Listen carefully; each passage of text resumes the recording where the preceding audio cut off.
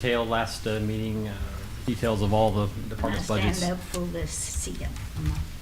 I got it. Do you need the stool? Back up more if you can. Let's put this stool over here. How about Thank you. You're welcome. that? There were just a few changes since the first read on this, and I want to point those changes out just so you're aware of the information. We did decide after getting the results of the wage analysis survey performed by the Johansson Group, I think Lisa reported on that a couple of meetings ago. We had COLA, the cost of living allowance, in this budget is effective 7/1/23, and in the new budget before you tonight, we've moved that up to 1/1/23. Their recommendation as part of that analysis was wage adjustment of close to 10%.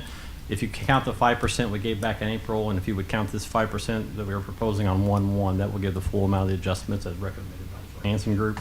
The other two fundamental changes of any material whatsoever really are within the finance department and the PIO office. As you're aware, we're in transition period of both of those offices. We've allotted funds in this new version of your budget of $70,000. Finance Department, that's for additional work performed by Maximus LLC, aka Larry Brown. He's helping us right now during the transition period.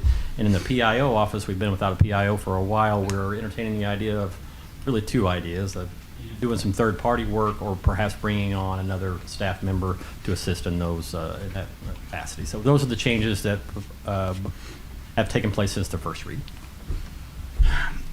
Does council have any questions or discussion about the proposed changes? Procedurally, do we need to have an amendment, or can we? Yeah, and Okay. there's a copy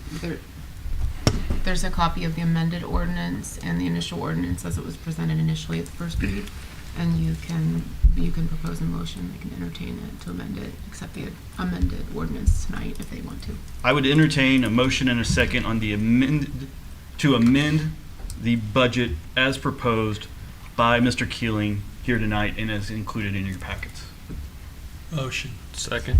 Okay, so we have a motion and a second on the proposed amendment. All those in favor?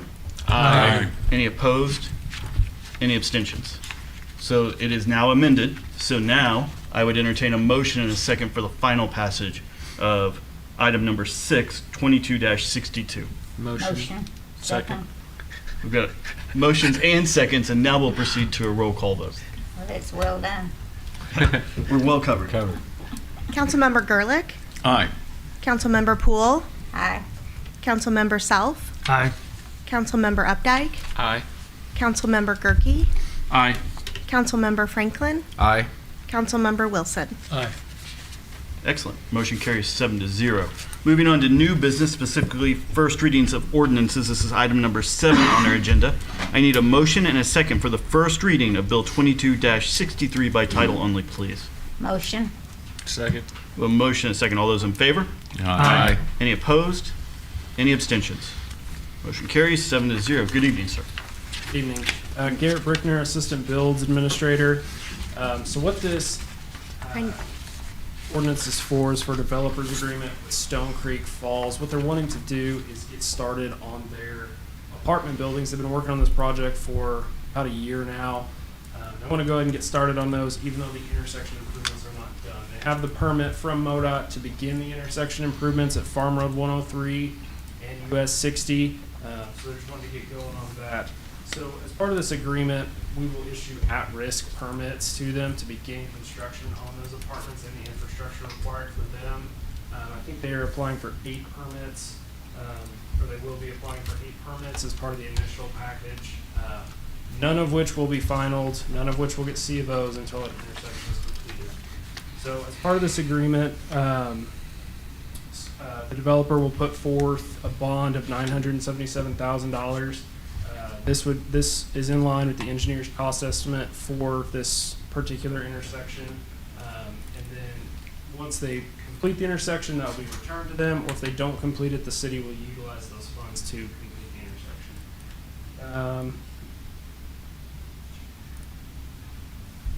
And I'd be happy to answer any questions if anybody has anything on that. Mr. Franklin. Thank you, Mr. Mayor. So when you say completion of the intersection, are you talking about just a signalized intersection, or are you talking about the continuation of M back So on what over? you see right here, they've got a lot of this built on the north side already. Their portion is just to do the signals and add the necessary turn lanes and facility changes for their development specifically. The rest of MM is a MoDOT project that is also going on along the same time frame, roughly. Okay. So that, but by the entrance and egress from this particular lot would be that right in, right out road, There or will the be signal, both. but you would Yeah. it would go into there until MoDOT continues with So, MM. yeah, so there is a right in, right out just to the southwest of where this intersection we're talking about is. Mhm. That'll be the main way in and out for construction traffic while they're building those apartments, but the idea is to have that full intersection built in some way, shape, or form before those become operational. So yes, So they're gonna start the intersection and we'll come back there and just finish the rest of it. they have to finish their portion of the intersection. Now, MoDOT may come through once they get to that point and upgrade it further than that, but they are just responsible for what their development is required to do. So there will be a full signalized intersection at that, what is currently Farm Road 103 getting realigned a little bit to the southwest by the time they are done. Mr. Wilson. Is, was double M, when they get to 60, supposed to be 2 or 3 lanes? It will actually, so as part of this development, I believe there are, I think it will be 3 or 4 lanes, but part of the MM expansion will actually have it as a 5-lane roadway with multiple left turns. So I think close to I mean- 7 lanes total. Where it comes through the property we're speaking of? Yes, so in the future, it will be a full 5-lane as part of this development. The developer has dedicated the right-of-way for that 5-lane. But right They are now not it's 2. sure, yes. Okay. Yep. And what do you mean by at risk? You stole my question. Yeah, that's a new term for me. So at risk basically means that, yes, we will give you your permits, but the risk is on you. If you don't get the stuff that we are requiring you to have done, we are not going to final your project. We're not going to give you a certificate of occupancy for the apartment buildings. You have to do this intersection before that happens. Do we do that a lot? We have in the past. Mr. Mayor. Sir. So I think it's a very complex problem here, and it has to do with timing more than anything. So what we all know is that there's a big project that MoDOT's going to do in 2025. But we have a developer who has a development that is going to require that intersection. And so we have to act in the interest that if that highway doesn't get built and this remains a local street, that we've built an intersection that would service this development. So and what I mean there is, if he gets those apartments done before the MoDOT project, he has some responsibility to build an intersection, and that includes a lesser version of the MoDOT intersection. So this would be a smaller signalized intersection. I couldn't give you a good example in town, but think like an Elm Street in 60, a smaller version. And then when MoDOT comes through, you're talking about double turn lanes, connection to the south side of Farm Road 103. The reason we go down the road of at-risk permits is to help the developer expedite their project. So there is an amount of materials and building that has to go on, and if we followed normal process, he would have to do all of the intersection work before we would allow him to get a building permit. In this case, that doesn't make a whole lot of sense because there's an amount of work he can do at the same time and advance this project forward. So while he's building that intersection, he can be starting on the buildings. The at-risk portion of that is he gets the building done and needs to put tenants in there, but he doesn't have the intersection done. And if in that situation, we wouldn't issue occupancy until the intersection's done. Does that create other questions? Just one more. The new alignment goes across 60, and it takes part of the property across the road to line back up with 103, right? Yes, the Okay. new MoDOT project alignment does that. Okay. You know, I got a little bit too excited and rushed through, and I got to stop Lisa from reading this out loud, which I understand is a formality. So, ma'am, Would you mind Yes. reading the title so that we're all fair and square? Of course. Thank you. An ordinance of the City Council approving a developer agreement with Stone Creek Development LLC. I do the hard one with Jared like an all-star, and then I fumble the easy one. That's a. Thank you, ma'am. Any other questions? Mr. Mayor, More questions? maybe I'm just a little bit confused on the signalization of the intersection. So if the developer does that signalized intersection before the realignment is done, what happens to Farm Road 103 in that kind of in-between period? Is there going to be a stoplight, a space, and a right turn, or is that going to be No, closed? Farm Road 103, as soon as this intersection becomes operable and becomes the main intersection right there, the north leg of Farm Road 103 will actually be disconnected from US 60, and people would access it through Farm Road 164, which is just to the north there, or via connection from this new intersection to back to 103.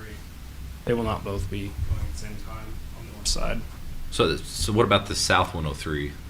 South is where it gets a little different. The south leg of the project is part of the MoDOT one, which will come later. So you'll have Farm Road 103 as it exists today that meets US 60 on the south side, and then which will be a right in, right out at that intersection, and then you will have the new alignment on the north side. 110 So there'll be a period of time where possibly they could have that signalized intersection. You come out 103 and you can't make a left turn anymore. You've got to go right is the only direction in between the realignment. That is correct. Okay. Yes. That clarifies it. Thank you. Mr. Updike? Looking by the map you guys have on the presentation, is this actually inside city limits? Yes. Okay. Because on the map it's showing it's outside city limits, so I just wanted to clarify. It should be on the next, the visual looking one on our presentation. It says it looks like it's outside city limits and not inside. No, our city limits do funky things right there. So, like the property just to the southwest actually is not in the city limits. So that's why it kind of looks that way. Any other questions? Seeing none, please remember this is a first read. Get with staff before the next meeting. Moving on to item number 8 on our agenda. I need a motion and a second for the first reading of Bill 22-64 by title only, please. Motion. Second. A motion and a second. All those in favor? Aye. Any opposed? Any abstentions? Motion carries 7-0. Madam Clerk. An ordinance of the City Council approving execution of an intergovernmental agreement with City Utilities of Springfield, Missouri to deliver electric service to the Brookline South Lift Station. Thank you, ma'am. Mr. Brickner. Thank you. Garrett Brickner, Assistant Builds Administrator again. So this is part of the Hankins project. We previously have a developer's agreement to provide sewer to this site. This is simply for City Utilities of Springfield to provide their portion of the electric to our new lift station that is part of this project.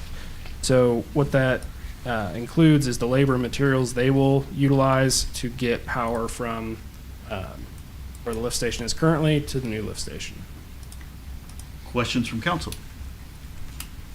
Yes, sir. The city utility is the only option for that? Yes. Mr. Mayor. Andrew wants to say something. So there's a kind of a convoluted service area in Brookline, and what I mean by that is that the PSC sets certain service boundaries, and you have CU and Liberty in the area. We have current CU service to our lift station, and not every time. I don't want to speak in completeness about Liberty Utilities, but City Utilities provides us a better rate and a better deal on installation of service. So in this case, I believe you're required to use CU because they provide service already in the parcel. Other questions? Seeing none, again, this is a first read. Please get with staff before the next meeting. Moving on to item number 9 on our agenda. I need a motion and a second for the first reading of Bill 25-65 by title only, please. Motion. Second. We have a motion and a second. All those in favor? Aye. Any opposed? Any abstentions? Motion carries 7-0. Madam Clerk. An ordinance of the City Council approving budget amendment number 2 to the budget for the fiscal year 2022. Thank you, ma'am. Good evening again. Thank you, sir. As you can imagine, when we put the city budget together in, typically speaking, August, September, October of the previous year, real life happens in the real year, so it's necessary to bring back budget amendments. We brought you one earlier in May of this year. It was passed by council. This is the second budget amendment for the 2022 budget. Anytime our expenditures exceed the budgeted expenditures we put together in the budget, we have to report those via budget amendment. What you see before you here tonight is our best guess on where we're going to end the year. Now, however, by the time this reaches the second read on January 17th, I believe, of 2023, we will have an updated, similar to what we did with the budget, updated document with the actual expenditures, at least the ones we have to date. So the document you have before you tonight reflects the differences in revenue we realized in all the funds, and also the differences in expenditures we have realized since the budget amendment was passed on May the 3rd. So I do want to take a minute to go over these. It may be just a little lengthy, but please bear with me. You can stop me at any point to ask questions because there's quite a bit of information here. So in the general fund, and the general fund is made up of several different divisions. In administration, and you will see this pattern as I go through this, revenue. So revenues were up in the general fund, and a large portion of that was because of sales tax. We just received sales tax data for the month of December. We did that, I believe it was on Friday of last week.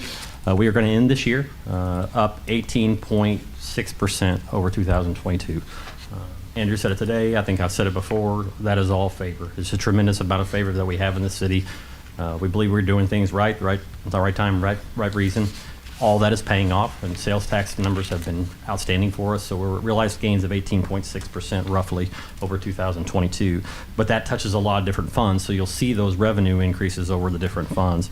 Franchise fees and administration are up $77,000 over budget. Where expenditures were exceeded expectations in 2022 were in payroll and salaries. We made some changes in the administrative structure of just the administration of the city in general. We also added an additional IT staff member about mid-year, and that we went forewent our contract with our MSP, our managed service provider, on the IT portion. A large portion on administration expenditures as well was the Hankins development agreement, about $200,000. We partnered with Hankins to bring about the water line in that particular agreement. Moving on to public safety. Again, sales tax revenue far exceeded expectations, roughly $518,000 over budgeted revenue. There's two reasons for that. 18.6% growth, but also we started realizing receipts earlier than we thought we would from the tax. We budgeted to start receiving those sales tax receipts on April 1st. They started trickling in February. So we were up approximately $518,000 an extra sales tax over what our budgeted amount was for 2022. Also, the countywide LEST, the law enforcement sales tax, brought in approximately $77,000 more dollars than we thought it was going to bring in. Expenditures in public safety, and this goes for the chief sales and Chief Compton, they've done an excellent job this year in watching expenditures. The only thing I have to report, and really anything material at all in the budgeted expenditures, is fuel, kind of out of their control, but we're amending the fuel line by approximately $32,000 to cover extra expenditures in fuel. Builds admin, again, expenditures are in line. On the revenue side, commercial building permit fees were up $67,000 over budget. Residential building permit fees were up $71,000 over budget. Municipal court, I think I talked about this during our budget workshop. Business is brisk. We've got better processes, better ways of doing things. Revenues are up. Municipal court fines are up $37,000 over budget, and court surcharge and maintenance is up $22,000 over budget. On the animal control side, didn't bring on the additional staff member we thought we were going to bring on, but that's coming in 2023. So there's some savings there on the personnel side to the tune of about $43,000. Parks and Recreation, once again, benefit of sales tax. So through our two locals and the one in the county, our sales tax revenue is up approximately $334,000 over budget. On the expenditure side, as you are aware, our taxes passed. So we are beginning architectural services, consultant services. We've expending those funds all throughout the fourth quarter of 2022. And so we amended the budget by $51,000 to account for those architectural services. Street Department, again, sales tax revenue We had a large project that we didn't do, and Garrett, I don't know which particular that project was. It was part of the Stone Creek project. We were just gonna contribute toward that intersection, and the developer's gonna pay us back, so, go into that part, but it comes out of both sides of the project. We just didn't get to it in 2022. You're going to see a lot of that, especially when capital improvement sales tax, we're going to talk about a little bit about later. But these projects that we didn't get to, we amend the budget to take them out of the budget, but you're going to see them again in 2023, 2024. So there was revenue on that side of that project to the tune of $541,000 we didn't realize, and there's an expenditure on that side which we didn't do, which to the tune of about $400,000. The rest of that, like Y541 and Y400, the rest of that is made up of our labor. So we didn't expend the labor on the project. On the water department revenues, commercial sales up $130,000 over budget, and water meters sales and installation are up about $118,000 over budget. Wastewater department revenues, interest revenue, we've got a large amount of money sitting in the bank to accomplish our wastewater treatment plant improvements. However, interest is good right now, so we realized about $220,000 additional interest revenue than we had in the 2022 budget. Vehicles, we didn't purchase a very large piece of equipment, Garrett. Yes, we did not purchase the back truck like we planned to. Maybe coming in the future, but we didn't get that done in 2022, so that was a savings in the budget of about $450,000. The SIS fund is one of those funds that I alluded to a minute ago. We had a lot of projects in there that are still in the hopper. That actually goes for the grant fund too. So we realized extra revenue through sales tax. However, we didn't get to a lot of projects, mainly Schuler Creek Trail. That one's still a work in progress. So while revenues grew and sales tax by $128,000, we didn't expend the trail funds to the tune of about $1,060,000. Fire sales tax fund, once again, growth in sales tax revenue. Dwayne went out and purchased a used truck as opposed to a new truck. That saved us about $80,000, so the expenditures have been amended by $80,000 to account for that. And finally, the grant fund. We've received all of our ARPA money to the tune of $3.4 million. We are a work in progress on those projects. So I'm so proud of what we've been able to accomplish already, but there's a lot of big projects left on that. So total of budget amendments are listed in your exhibit, staff exhibit. I don't want to read over each one of those, but it reflects how revenue was amended in each one of those budgets and how the expenditures are made in each one of those budgets. And with that, I'd be happy to entertain any questions. We will bring more detailed data on the second read and probably a little more correct data towards the end of the year. So. Do we have questions? Yes, sir. So just a lot to read through here, but the total net change. So I added them up, and I didn't write down the number, but you have to do all that math there, Mr. Gerke, and I can definitely provide that by the second read. But it's material on the revenue side, but also material on the project side, because we didn't get to some heavy hitters on some projects. So I had it written down on an Excel spreadsheet, but I didn't bring it over. So. I have one question. Mr. Wilson? It's been in the news, I think, this week about dead meters. Are we having any problems with dead meters? I will happily defer that question. Not to the extent that they are. We are going to start a meter replacement program that's actually in our capital improvement plan for next year to try to get some of those meters out. If they are reading dead, it is in favor of the consumer. But we're also seeing increased revenue this year as well. So we are not seeing it detrimentally. We are going to start that replacement next year, though. The people with the dead meters, will they be responsible for the usage, or will the city eat it, as it were? I'll have to do some digging on that, but I think the short answer is eat it, because I don't believe that we have a measure to go back and see what they actually used. So it would be when it comes to billing, you have to bill according to what was actually used, and we wouldn't have the ability to quantify that. So they would essentially get a credit. You see, Springfield's going to charge the patrons. Yeah, I think there's a mathematical way of doing it, but unless it's detrimental to the funds, my recommendation to the council would be that we don't go about it that way, because I think it's on such a minimal scale. So that would be my individual meters. Potentially, we might have some of those in the city, but on a mass like we're seeing in other places, we don't have that problem. And so as far as our revenue goes to our utility funds, I don't see it being detrimental, so I wouldn't recommend that we do that in this case. That would be my thoughts. We look at the readings too, so if we see a reading that's going out of line, we go and check that meter and see if it's dead or not, and we replace it as we can. Next year, we're just going to start that process in more of a cycle. Okay. Thank you. Mr. Keeling, how many years have you been doing the budget now? Is it I think this is my 4th year. huge project? And thank you for always bringing Thank you, sir. excellent information to us. I have a couple of questions. Sure. Is there anything that you just reported as far as the adjustments that have to be made that are surprising to you? Either surprising good or surprising like, ooh, that we should have thought of that. Is there something that you've learned from this adjustment that we have to make that you've rolled into next year that you've made sure that we're going to address in the future? At this point, I can give you a non-answer of no. So developer agreements are going to pop up, and those are the kind of the unforeseen and unknown. But over the course of doing this for 4 years, and I've actually did it in a previous life, I can tell you that we as a city, we do a really good job managing the money. And that's actually, like, if something pops up, there's a reason it's over $15,000, can't remember what it is. It has to be reported to council, and those happen very rarely here. You'll hear David or Andrew give a verbal report, but this year has been another solid year for us, and I want to follow up on Mr. Gerke's question. What you guys need to know and what I'm actively working on is you need to know how much is in the checkbook, right? I mean, it's important. So we're going to provide you that year-end number by January 17th.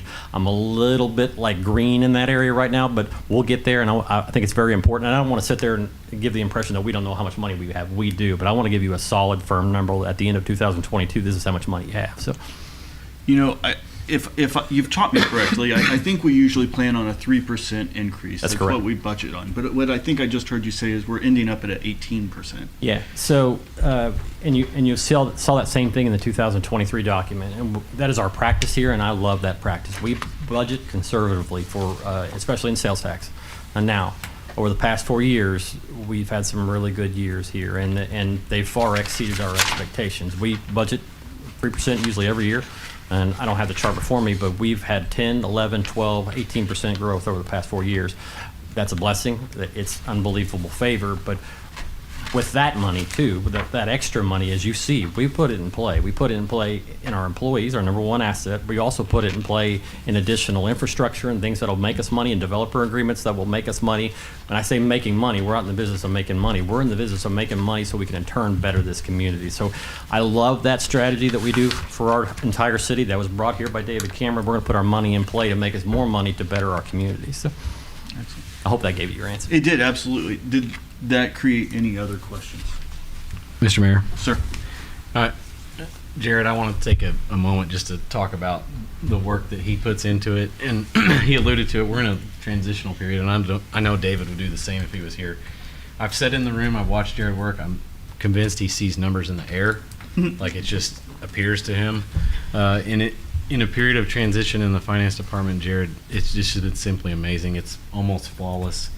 And myself and the city administrator, mainly the city administrator, like to change things up kind of on whims. And Jared, I don't know how many iterations you went through saying, what if we do this scenario? What if we do this scenario? And just knocked it out of the park every time. So I had that down for the admin report, but I want to make sure we highlight that. It's nothing short of just amazing, just the amount of extra work that he puts in while we're sans finance director. And you say the checkbook, but it's a little bit more complicated than that, my friend. I appreciate that very much. I appreciate your kind words too, but I also want to recognize our department heads. They are the CEOs of their operation. They have to know their numbers, and we put them to the test. We do, but I'm a department head too. I want to be grilled on do I know my numbers, and every one of them know their numbers too, and they do a great job to the best of their ability of staying in their budgeted expenditures. So, Excellent. Thank you, sir. Please remember, this is a first read, if I remember where I'm at in the program, so get with the staff before the next meeting. Moving on to other business, specifically resolutions.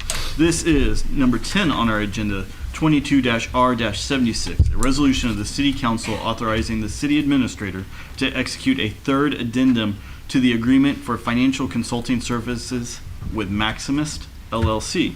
I need a motion and a second to take up resolution 22-R-76, please. Motion. Second. We have a motion and a second. Mr. Nelson. Thank you, Mr. Mayor.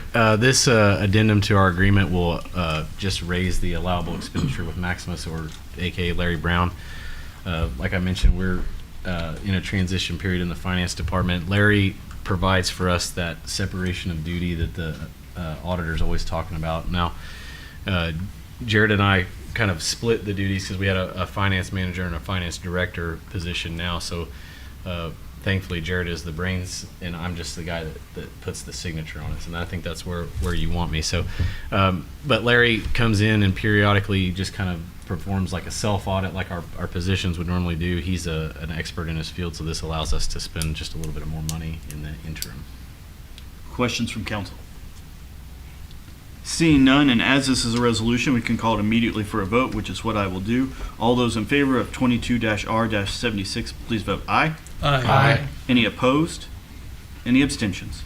Resolution passes 7-0. Moving on to number 11 on our agenda, this is 22-R-77, a resolution of the City Council appointing authorized signers for the general operating account and bond proceeds account with Arvest. I need a motion and a second to take up resolution 22-R-77, please. Motion. Second. We've got a motion and a second. Mr. Nelson. Thank you, Mr. Mayor. Same story. In the period of transition, we've got to update our authorized signers. This resolution would allow myself to be an authorized signer along with the original approvals for the mayor and Gary Wilson. Questions from council? Seeing none, and as this is a resolution, I'll call it immediately for a vote. All those in favor of 22-R-77, please vote aye. Aye. Those opposed? I abstain. And one abstention. Resolution passes 6-0 to 1. Moving on to number 12 on our agenda. This is 22-R-78, a resolution of the City Council authorizing the city administrator to pursue and promote economic development activities along the State Highway MM corridor. I need a motion and a second to take up resolution 22-R-78, please. Motion. Second. We've got a motion and a second. Mr. Nelson. Thank you, Mr. Mayor. This resolution would allow David to negotiate with property owners to pursue agreements with other entities, other government agencies for economic development along State Highway MM. Tomorrow, we're visiting with the Missouri Partnership, looking at a large tract of land out in the Brookline area that would potentially serve as a certified premier site. And what that means is that the Missouri Partnership and at the state level, they've certified that this site is a place that site developers should look at first. It elevates us to a status when it comes to ARPA funding and economic development that we've somewhat been vetted through a process. So we'll go through a meeting tomorrow. It's about 4 hours. It involves presenting information on the land, the property owners, the utilities, our plan for implementing the industrial development.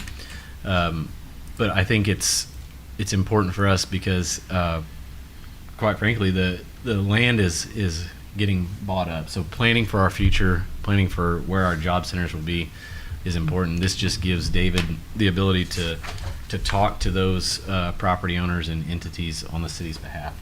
No agreements would be made by the city administrator without coming before the council, but it just gives him the opportunity to go out and somewhat of a permission slip to act on behalf of the city. Questions from council?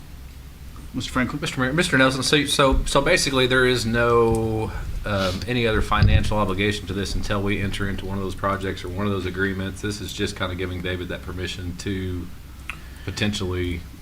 Yes, that's to, the best example I could give is like the development agreement with Stone Creek. We always ask for the council's permission to go out and say, these are the things we could propose to our council. This is where we could participate. This is where we participated before. And when we come back here, then you give the final okay to make that agreement. So this is almost like a show and tell. We'll show the property, tell us everything about it, then. Correct. Okay.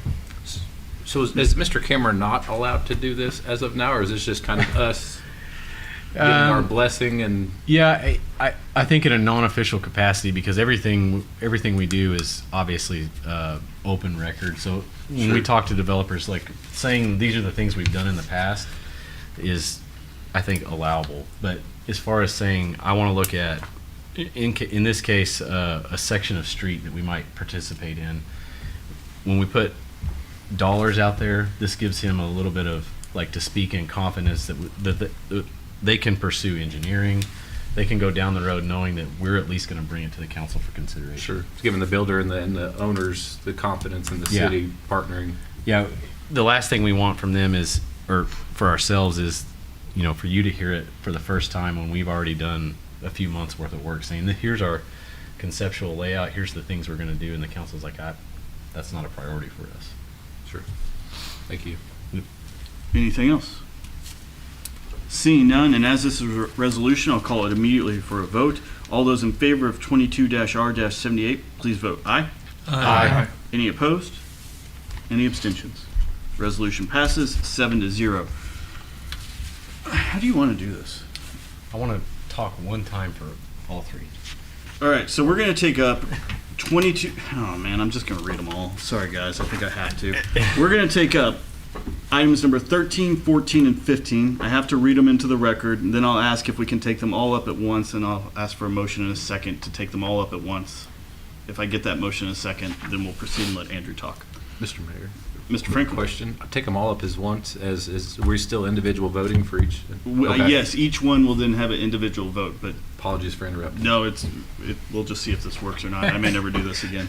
All right, item number 13, 22-R-79, a resolution of the City Council authorizing application for the subaward of the federal financial assistance provided to the state of Missouri by the U.S. Department of the Treasury for water, sewer, and broadband infrastructure, and item number 14, 22-R-80, a resolution of the City Council authorizing application for the ARPA funding through the Department of Economic Development's Local Tourism Asset Development Grant, and item number 15, 22-R-81, a resolution of the City Council authorizing application for ARPA funding assistance through various state and federal agencies for the purpose of qualifying capital expenditures, infrastructure improvements, economic development, and other planned capital expenses. Did I get it all?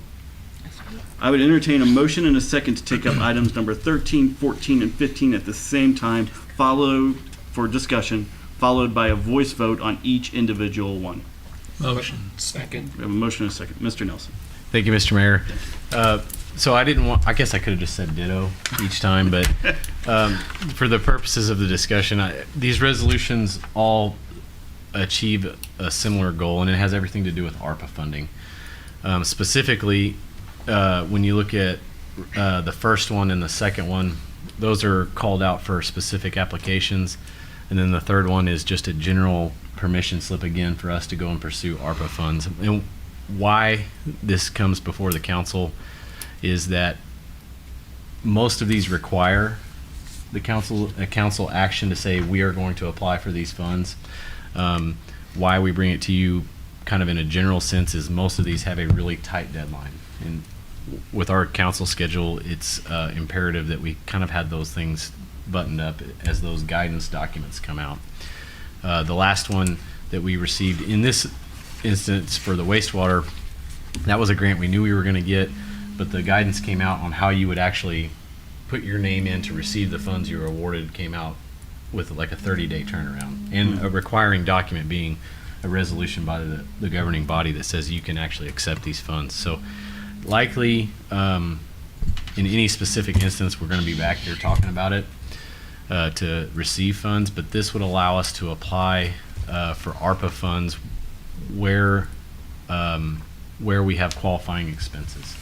So I want to talk about specifically wastewater because we have our own debt funds that we can use as matching funds. So I believe it would be the council's intent for the city to go out and match every dollar we can with the dollars we already have. So getting a 2-for-1. Same thing on the parks projects. We've got capital expenditures that are going to qualify for tourism and economic development.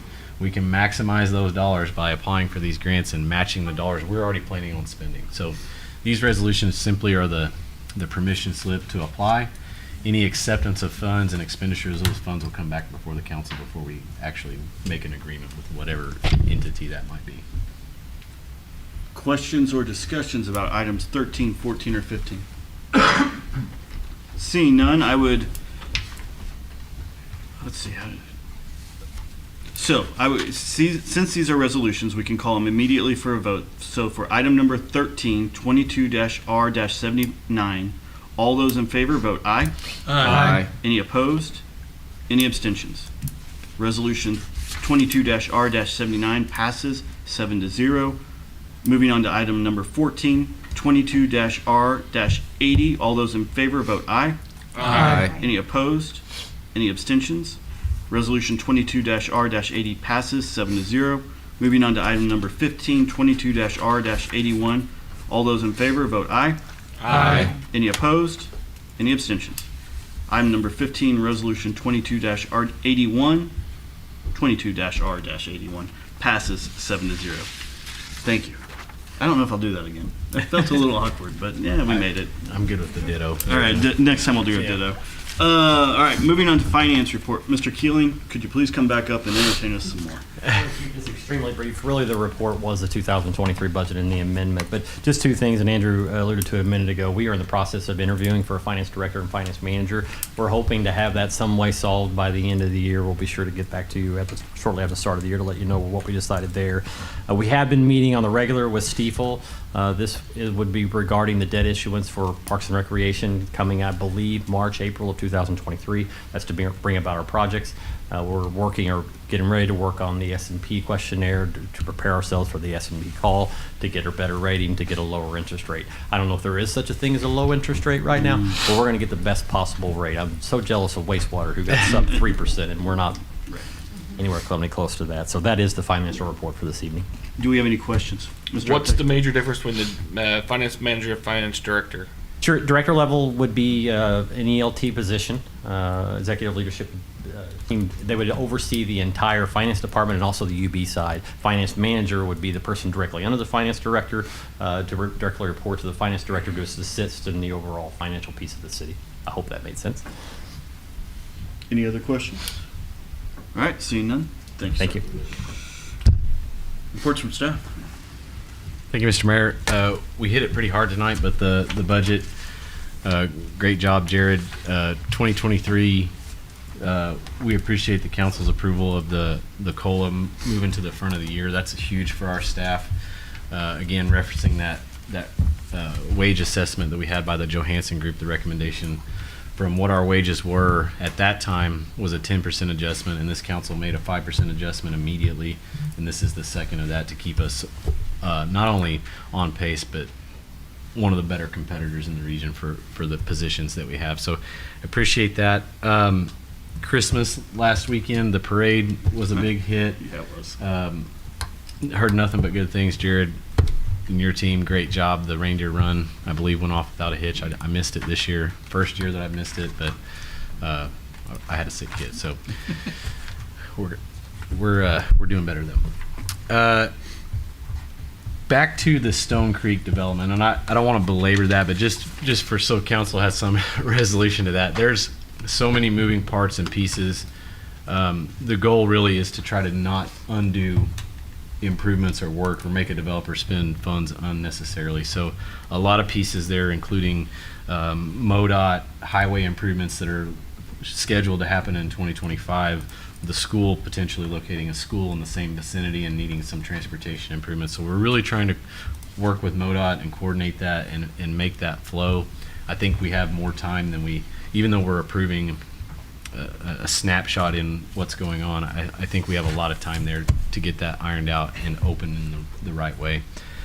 Wastewater rates, I think the council's aware, but we sent out the letter about the approved increases, and I've taken some calls on that and actually had an interview with KY3 today just regarding the wastewater rates. Again, not something we take pleasure in doing, but as the council knows, that's a problem we've been working on for some time. So the biggest thing I can say is for the public, if you have questions, call us.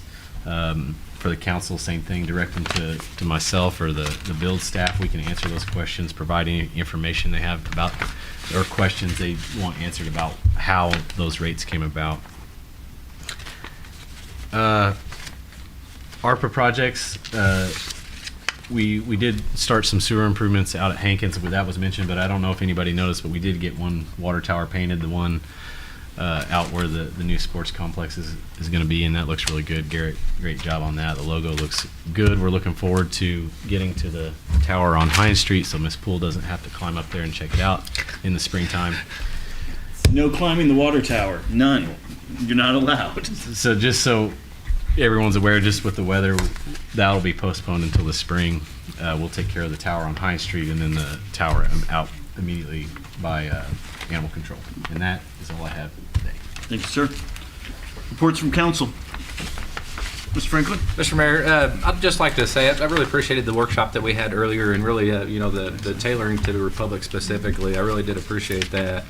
Other than that, I was going through, earlier all the things I'm thankful for this year, this being our last meeting of the year, and I just couldn't stop going and going and going. So I'd like to thank everyone at the city, fire, police, works department, everywhere through the city that's been doing all the great work throughout the year.